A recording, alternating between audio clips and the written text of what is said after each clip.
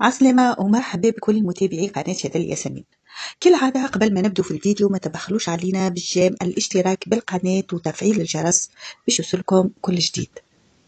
اليوم باش نحكو عن هيفاء المكي اللي عرفتها في فيديو قبل، اللي شدت راجلها الطلياني يخون فيها في مطعم.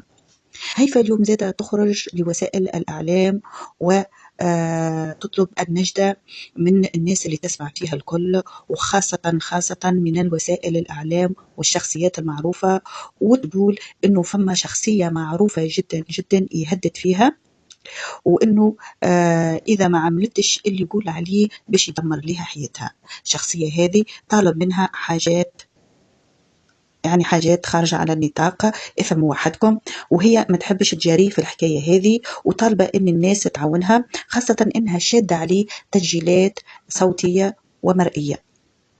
هيفا قالت انه يحب مني حاجات انا ما نجمش ننفذها وما نجمش نعملها، وقال لي بالحرف الواحد راكي كان ما تعمليش كذا كذا راني ندمر لك حياتك.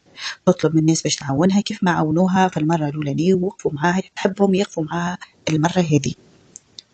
هذا اللي صرحت به هيفاء المكي. إن شاء الله نشوفوا شنو الحكاية، وأكيد باش يستدعوها في البلاتو كما استدعاها هذه زعيمة قبل، أكيد باش يعاود يستدعاها ويفهم شنو الحكاية بالذات.